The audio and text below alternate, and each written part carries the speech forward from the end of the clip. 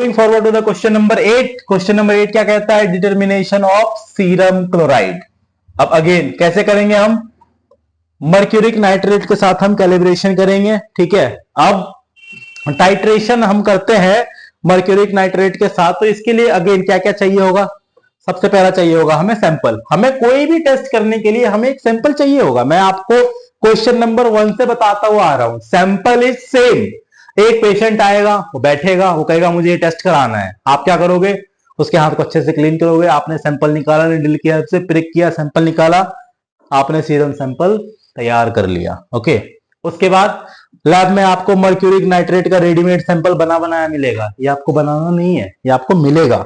Again D phenyl कार्बाजोन indicator, ये भी आपको लैब में मिलेगा. इसमें आपको कुछ अपना दिमाग नहीं लगाना है. आपको लैब के जो भी आपका लैब हेड है, ठीक है, जो भी आपका इंचार्ज है, आप उसको बोलोगे आपको ये टेस्ट करना है, वो आपको ये सारी चीजें खुद दे देगा.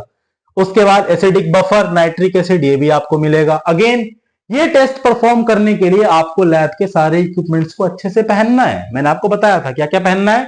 ग्लव्स पहनना है, पीपीई किट पहननी है, फेस शील्ड लगाना है, फेस मास्क लगाना है, और उसके साथ साथ आई मास्क या गॉगल्स लगाने कंपलसरी हैं, क्योंकि दीज आर एसिड्स. अगर ये आपके नॉर्मल हाथ को टच करेगा, आपके स्किन को इन्फेक्ट करेगा, आपके स्किन को जलाएगा, आपको पेन करेगा, आपको इन्फेक्शन होगा. उसकी वजह से जो सैंपल है, सैंपल की क्वालिटी खराब होगी, सैंपल का जो रिजल्ट है वो खराब होगा. उसके लिए आपको सारी चीजों का प्रिपरेशन पहले से करना है. अगेन उसके बाद आता है ब्यूरेट और पिपेट, ये भी आपको मिलेगा लैब में. प्रोसीजर क्या है? सबसे पहला प्रिपेयर करना है सैंपल को.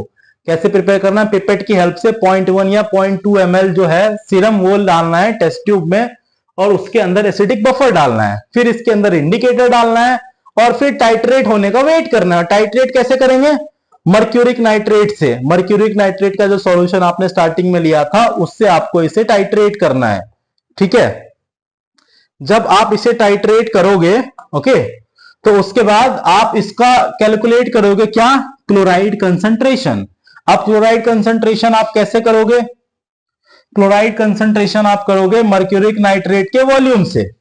आपने जो मर्क्यूरिक नाइट्रेट का वॉल्यूम डाला था, उसकी हेल्प से आप क्लोराइड कंसंट्रेशन को कैलकुलेट करोगे. इसकी जो नॉर्मल रेंज आती है वो आती है 98 to 107 मिली इक्विप पर लीटर. मतलब जो नॉर्मल रेंज है वो है 98 to 107. अगर आपको इससे ज्यादा वैल्यू मिल रही है, दैट मीन्स कि जो टेस्ट आपने परफॉर्म किया है वो टेस्ट गलत है. आपको वो टेस्ट दोबारा से करना पड़ेगा. ठीक है, अब क्या है इसका अल्टरनेट मेथड? क्या है? एक तो नॉन सेलेक्टिव इलेक्ट्रोड्स है. मतलब इलेक्ट्रोड्स की हेल्प से आपको, या फिर क्लोरीमेट्रिक मेथड है. इसमें क्या है कि किट्स आपको मिलेगी, कॉमर्शियल किट, उसमें आपको बस चीजों को मेजरमेंट के लिए डालना है. But again I would not suggest to go with colorimetric method. Go with the normal process. Normal process के थ्रू जाओ. स्टार्टिंग में गलतियां होगी, but again over the period of time आप चीजों को सीख जाओगे. जब तक आप खुद से नहीं करोगे तो आपको चीजें समझ में नहीं आएगी. ये सारी चीजें आपको लैब में मिलेगी. आपको बस प्रोसेस को फॉलो करना है. जो प्रोसेस मैंने आपको बताया है, आप उस प्रोसेस को फॉलो करोगे तो आपको ऑप्टिमल रिजल्ट मिलेगा, 100% मिलेगा. यहां पे आपका क्वेश्चन नंबर 8 कंप्लीट होता है. मिलते हैं अगली वीडियो में. Thank you.